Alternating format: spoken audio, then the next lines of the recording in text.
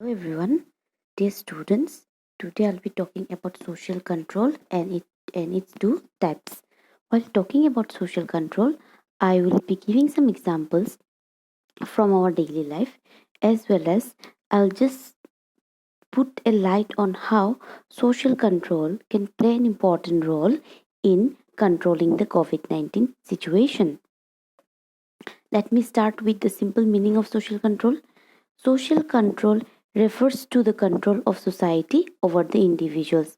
So, it means that any form of control, either direct or indirect, formal or informal, which is a binding upon us, upon the members of the society, can be regarded as a social control. To explain further, Ogborn and Mimkov says that the pattern of pressure which a society exerts to maintain order and establish rules can be regarded as a social control. So, if I take this pandemic situation, then pressure can be in the form of certain rules and regulation upon us. For example, that certain institutions, for example, religious institutions, educational institutions, are not being allowed to function as per the normal time because of this pandemic. So this is what a sort of control upon those institutions.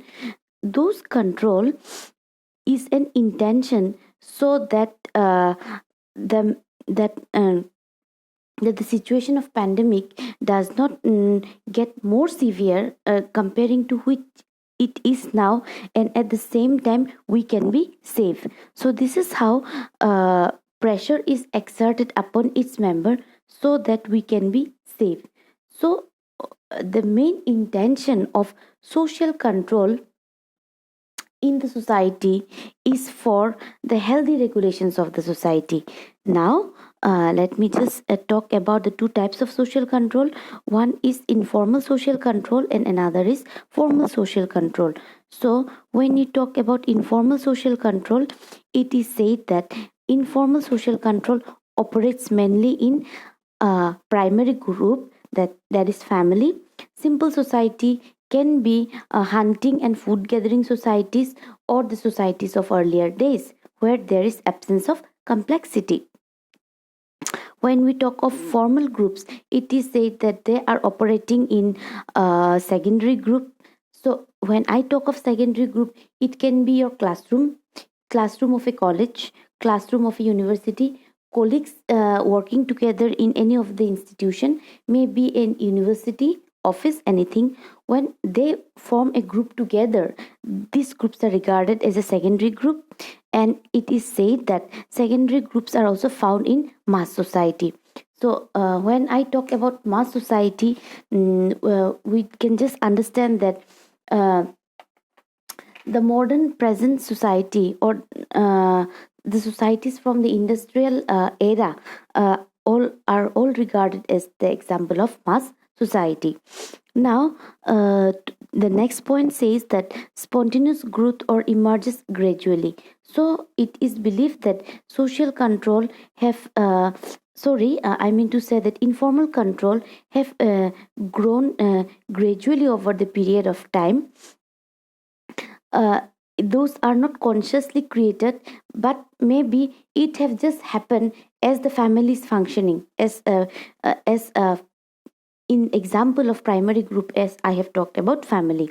Now coming back to this concise consciously created or expressly enacted, uh, we can say that formal control, for example, laws or rules and regulations, are very consciously created by the machineries, governmental machineries, or the judiciary, so that there can be balance in the running of the state, or the running of the state or government can be smooth. Now it is said that informal control are unwritten and formal control are written and codified. Definitely, if I talk of family, then within a family we do not find that anything is written. Definitely, rules and regulation control which is there in the family is always unwritten. Now, when it is said written and codified, definitely rules and regulations acts. Then at the same time, if anyone commit a certain thing wrong, or is put behind the bars, that is under certain written rules and regulations. So that's why it is said it is written and codified. Now it is said one is more powerful and one is less powerful.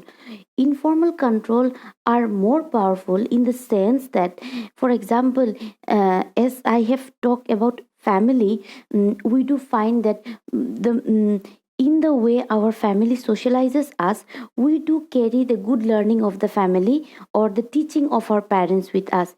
We may be apart from them for many of the reasons, but whatever teachings they have given us in the medium of informal control, we do carry with us forever and always. But the moment government makes changes in the rules and regulations, we don't follow with those things. For example, now it is compulsory for us to carry with the mask or to wear a mask whenever we go out. But moment the rule is changed, moment that very curfew of at 7 a.m. Uh, 7 a.m. Morning changes, or the timing of 7 p.m. to 7 a.m. changes, we will not follow that, and at the same time we will do with our own things. At the same time, another example of formal control is the traffic rules. We would not have so much being good and follow the traffic rules if traffic police and rules and regulations were not there. But since they are exercising a sort of control upon us, we are just obeying those traffic rules. So that's why it is said that informal control are more powerful than the formal control. Punishment by society or the group concerned. So if we do something which is against the whims and wishes of the family, but it is not illegal, then it is the family which will punish us, but not the court or not the law. On the same side, if we do something wrong, which is against the sentiments of the sorry, not sentiments, if we do something which is against the rules and regulations of the country, or if we do something, for example, violating the rules and regulations of the state or the country in which we are residing, then we are destined, or it is for sure that the police will give us certain sort of punishments. So that's why one punishment is given by the society or group concerned, and another is by the state or the institution concerned. Lastly, I'll just talk about the important means through which this control are being carried out. Now, in terms of informal control, it is said that it is being carried out by folkways, customs, morality, and religion, public opinion, and leadership. And all these things are unwritten. They are a sort of oral history, or they are something which we learn from our elders, whenever they talk with us, and we do carry with them. On the other hand, whenever we talk of rules and regulations in the society, we can do just understand that whatever is written and whatever is codified in the books of the government or in the constitutional system, we do just follow them. That's why one is in the form of written laws, and another is folkways, moral customs, more religious institution, etc. Now, social control can definitely play a very important role in controlling COVID-19. How?